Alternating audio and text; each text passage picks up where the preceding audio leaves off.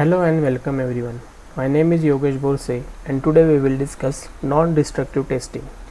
Non-destructive testing involves technique based on application of physical principles employed for purpose of determining the characteristic of materials or components and for detecting and accessing inhomogeneity and harmful defects without changing the usefulness of material or a component. The method used may be a simple or intricate. It plays a vast role in quality control of finished product. Skill, judgment and experience is required while performing the NDT. Advantages of this method: flaw detection and evaluation, leak detection in a component, location determination and orientation of defects, dimensional measurements, structure and macrostructure characterization, estimation of mechanical properties, material sorting and chemical composition, assistance in product development, and last one, improve and control manufacturing process. Industrial use: inspection of raw products like forging, casting and extrusion. These methods are used for the inspection. Second, inspection of following secondary processing like machining, welding, grinding, heat treatment and planting. Inspection of in-service damage, that is cracking, corrosion, erosion or wear. Last one is heat damage. These are the diagrams showing that the industrial use. Types of NDT: visual examination first, and second liquid penetrant testing, third magnetic particle testing, fourth eddy current testing,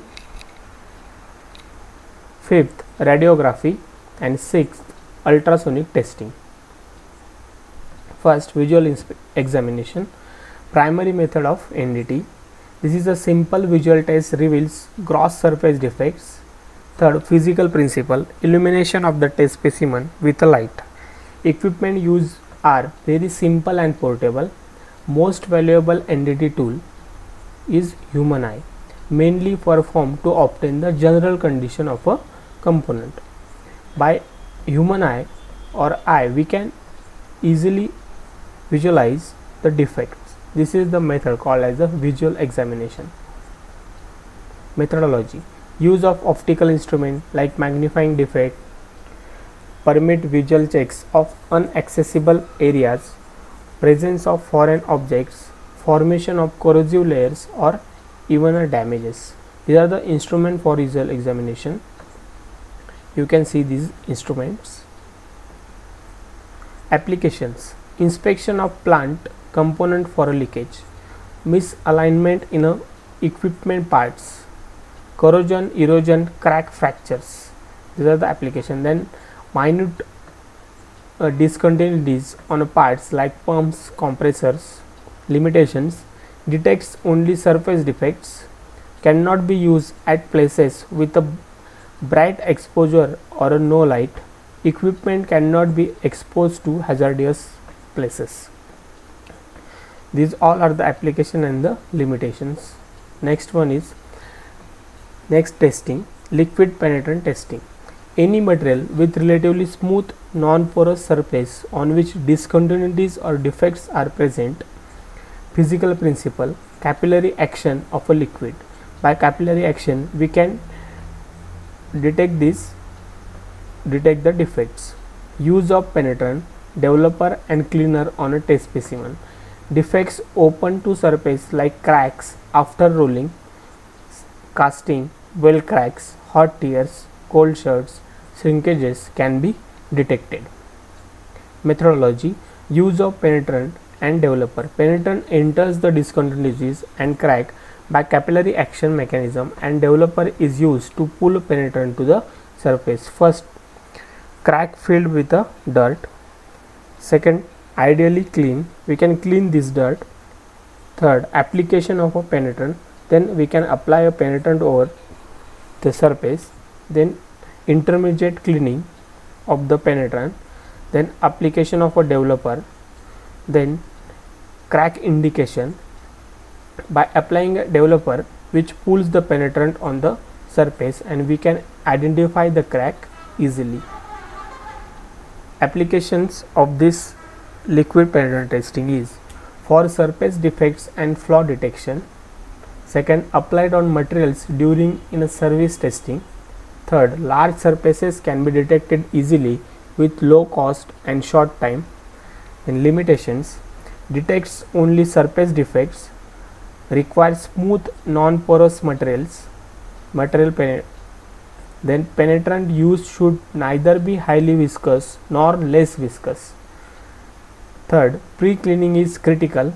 Then contaminants can mask defects. Post cleaning is essential to remove the chemicals.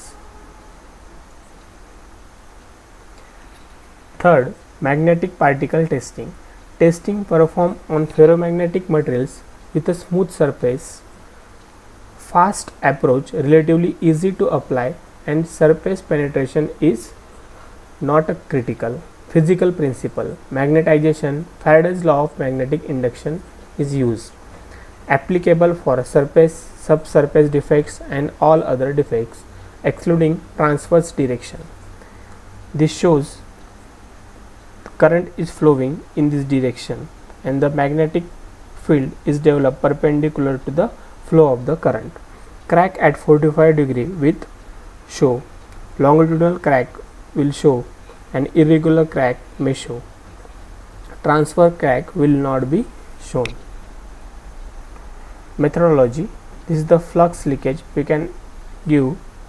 This is the magnetic field lines and magnetic field particle. The path of the particle is magnetic field particle is changes where there is a crack. This is the stationary bench unit. The importance of the orientation of a defect in a relation to the magnetic field line is shown. Application of this testing: detection of ferromagnetic materials only. Cracks oriented perpendicular to the current direction best observed. Sensitivity also depends on the type of current used. Limitations: non-magnetic substance cannot be evaluated. Avoid local heating and burning of the substances. Demagnetization is important after performing the test. ED current testing: this is the fourth testing, applied to electrically conducting material for defect detection. Sensitive to small cracks and near surface cracks. Physical principle: electromagnetism used for sorting materials, control of dimensions, measuring coating thicknesses. This is the magnetic field from probe and this is the test material. The ED currents is developed over there. Methodology: magnetic field from the test coil is applied and ED current is developed and which detects the crack. Non-conductive coating, conductive base metal, and these are the ED currents are developed. Then application: in service examination of heat exchanger tubes, material sorting and coating thickness, estimating the distribution of hardness and strength. Then limitation: only for electrically conducting materials. Too many parameters affect the ED probe impedance. For critical application, results need to be verified by another NDT method. In next video, we will discuss other NDT methods. Thank you.